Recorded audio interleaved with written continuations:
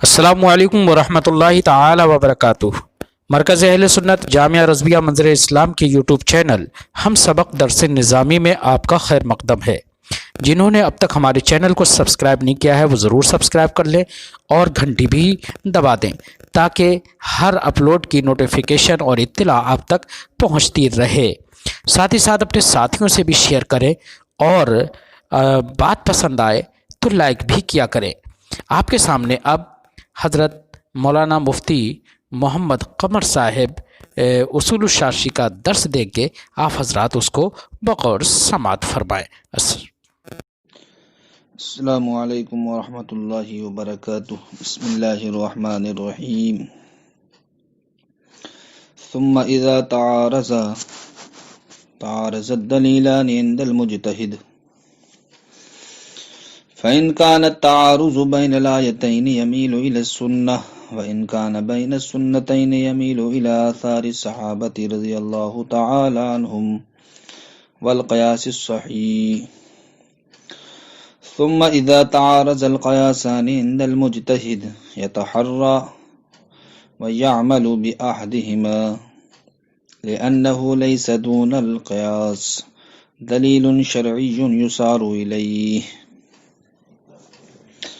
یہاں سے مصنف علیہ الرحمہ یہ مسئلہ بیان فرماتے ہیں کہ جب دو دلیلیں آپس میں ٹکرا جائیں، ایک دوسرے کے خلاف ہو جائیں، متعارض ہو جائیں، تو ایسے وقت میں مجتہد کیا کرے گا؟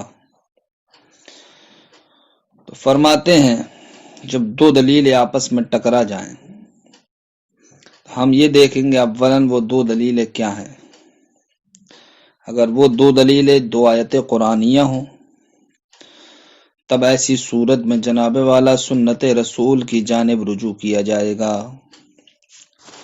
یعنی جب دو آیت کریمہ ٹکرا جائیں یا آپس میں دونوں آیت کریمہ کا حکم متعارض ہو جائے، ایک دوسرے کے خلاف ہو جائے، تب ایسی صورت میں سنت رسول صلی اللہ علیہ وسلم کی جانب رجوع کیا جائے گا۔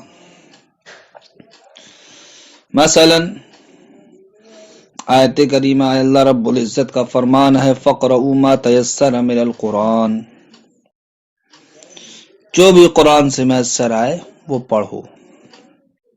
کب؟ حالت نماز میں۔ یہ آیت کریمہ اس بات کو واجب کرتی ہے کہ مقتدی پر لازم و ضروری ہے کہ نماز میں وہ قرأت کرے، لیکن دوسری آیت کریمہ فرمان ربی ہے اذا قرئ القرآن فاستمعوا له وانصتوا، کہ جب قرآن پڑھا جائے تو خاموش رہو اور اس کو سنو۔ یہ آیت کریمہ اس بات کو واجب کرتی ہے کہ مقتدی پر قرأت کرنا واجب نہیں بلکہ خاموشی کیا ہے؟ واجب ہے، بلکہ خاموشی واجب ہے۔ تو دیکھیے جناب والا، پہلی آیت کریمہ سے ہم کو یہ حکم ملا کہ مقتدی قرأت کرے، مقتدی پر قرأت کرنا واجب ہے، اور دوسری آیت کریمہ سے ہم کو یہ حکم ملا کہ مقتدی پر خاموش رہنا واجب ہے۔ تو دیکھیے قرأت کرنا یہ خاموش رہنے کے منافی ہے اور خاموش رہنا یہ قرأت کرنے کے منافی ہے۔ دونوں دلیلیں آپس میں متعارض ہو گئیں، ایک دوسرے کے خلاف ہو گئیں، تب ایسی صورت میں ہم سنت رسول صلی اللہ علیہ وسلم کی جانب رجوع کریں گے کہ نبی کریم صلی اللہ تعالی علیہ وسلم نے ارشاد فرمایا من کان لہ امام فقراۃ الامام لہ قراۃ، من کان لہ امام فقراۃ الامام لہ قراۃ، کہ جس کا امام ہو تو امام کی قرأت یہ مقتدی کی قرأت ہے۔ اس حدیث پاک سے ہم کو پتہ چل گیا کہ انسان قرأت اب اس وقت کرے گا جب کہ وہ تنہا نماز پڑھ رہا ہو، اور جب امام کے پیچھے نماز پڑھ رہا ہو تو امام کی قرأت یہ مقتدی کی قرأت ہے، لہذا حکم اب واضح ہو گیا۔ تو کہنے کا مطلب یہ ہے کہ جب دو آیت کریمہ آپس میں ایک دوسرے کے متعارض ہو جائیں، ایک دوسرے کے خلاف ہو جائیں، تب مجتہد کو چاہیے کہ وہ سنت رسول صلی اللہ علیہ وسلم کی جانب رجوع کرے۔ اور اگر جناب والا دو سنتیں آپس میں متعارض ہو جائیں تب کیا کیا جائے گا؟ تب کہتے ہیں ایسی صورت میں آثار صحابہ کی جانب اور قیاس صحیح کی جانب رجوع کیا جائے گا۔ جب دو سنتیں آپس میں خلاف ہو جائیں تب ایسی صورت میں آثار صحابہ کی جانب اور سنتیں اور قیاس صحیح کی جانب رجوع کیا جائے گا۔ اور جب جناب والا دو قیاس ہی آپس میں متعارض ہو جائیں مجتہد کے نزدیک پھر کیا کیا جائے گا؟ کہہ رہے اب ایسی صورت میں جب دو قیاس بھی کیا ہو جائیں آپس میں متعارض ہو جائیں تو اب مجتہد پر لازم و ضروری ہے کہ وہ تحری کرے، یعنی غور و فکر کرے، جس پر دل جم جائے اسی پر کیا کر لے، عمل کر لے۔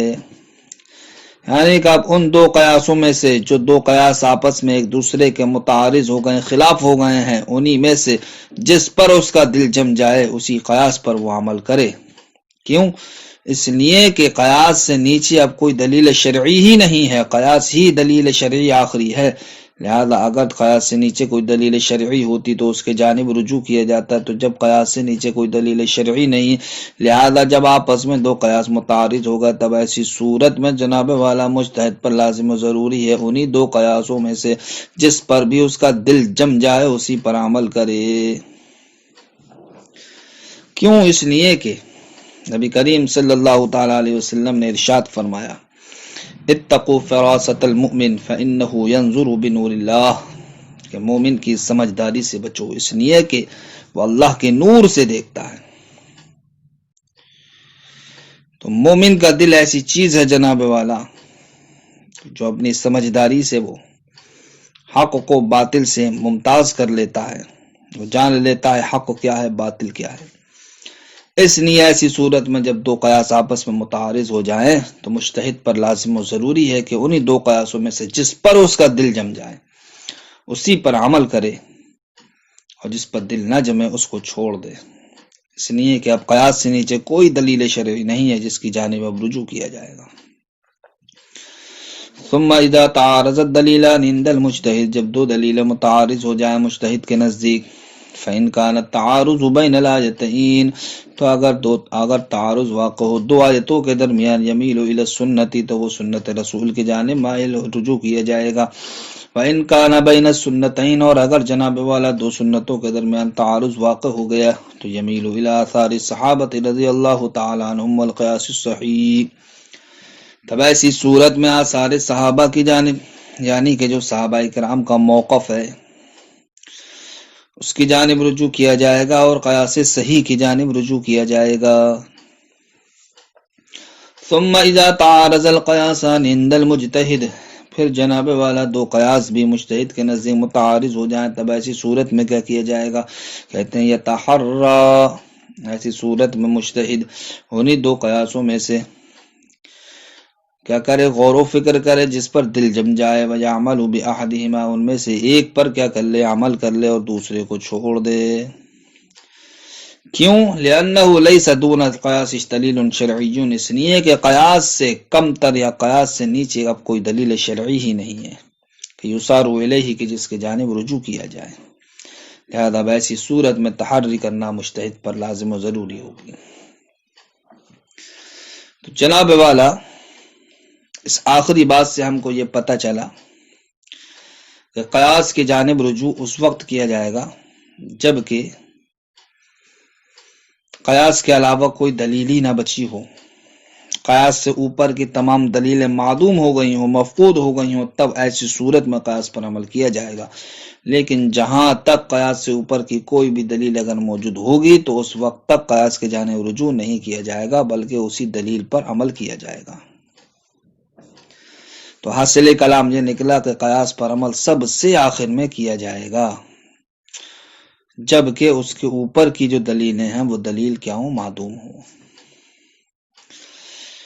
تو اسی قاعدے کے پیش نظر مصنف علیہ الرحمہ ایک مسئلہ بیان فرماتے ہیں جب کسی مسافر کے پاس دو برتن ہوں، ان میں سے ایک پاک ہو دوسرا کیا ہو؟ ناپاک ہو، تو مصنف علیہ الرحمہ ارشاد فرماتے ہیں کہ اب ان دونوں برتنوں کے درمیان تحری نہیں کرے گا وضو کرنے کے لیے، بلکہ جناب والا وہ تیمم کرے گا۔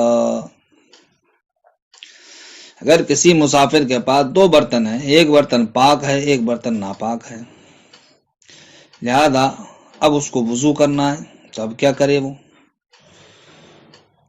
ایک برتن میں تو پانی پاک ہے اور دوسرے برتن میں پانی ناپاک ہے، تو کیا غور و فکر کرے؟ تو فرماتے ہیں ایسی صورت میں غور و فکر تحری نہیں کرے گا بلکہ وہ تیمم کرے گا۔ کیوں؟ اس لیے کہ آپ نے ابھی جانا کہ قیاس کی جانب رجوع اس وقت کیا جائے گا جبکہ تمام دلیلیں کیا ہو جائیں، معدوم ہو جائیں۔ اب یہاں پر تیمم کرنے کا حکم کیوں دیا جا رہا، تحری کرنے کا حکم کیوں نہیں دیا جا رہا؟ اس لیے نہیں دیا جا رہا جناب والا کہ وضو کا بدل یہاں پر تیمم موجود ہے، لہذا جب وضو کا بدل یہاں پر تیمم موجود ہے اس لیے یہاں پر قیاس پر عمل نہیں کیا جائے گا، یعنی کہ تحری نہیں کی جائے گی۔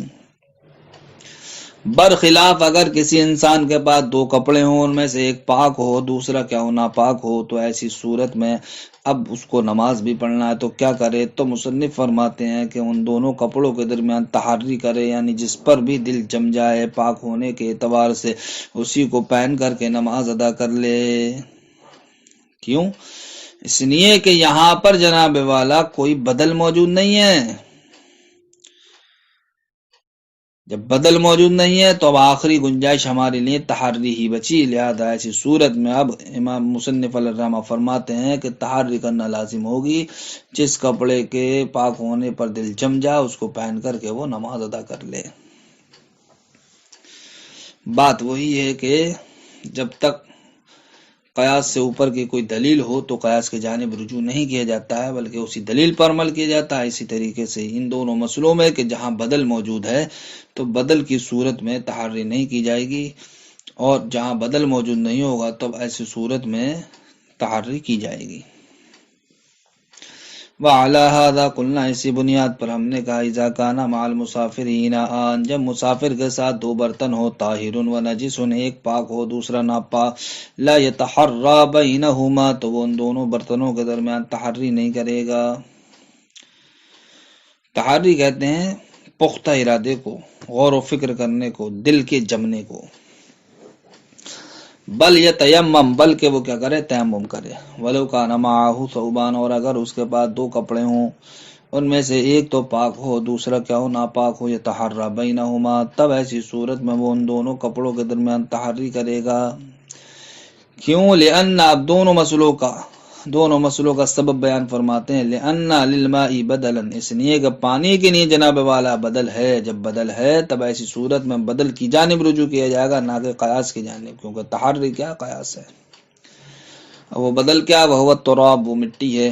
ولیس للثوب بدل، لیکن جناب والا کپڑے کے لیے کوئی بدل نہیں ہے، یصار الیہ، کہ جس کی جانب رجوع کیا جائے۔ فثبت بہذا، تو جناب والا اس سے یہ بات ثابت ہو گئی کہ ان العمل بالرأی، کہ رائے پر عمل کرنا، انما یکون عند انعدام دلیل سواہ شرعا، اس وقت ہوگا جب کہ قیاس کے علاوہ تمام دلیل شرعی کیا ہو جائیں؟ معدوم ہو جائیں۔ تو قیاس کی جانب رجوع اس وقت کیا جائے گا جبکہ قیاس کے علاوہ جتنی بھی دلیلیں ہیں وہ دلیل کیا ہو گئی ہوں؟ معدوم ہو گئی ہوں۔ السلام علیکم ورحمۃ اللہ وبرکاتہ۔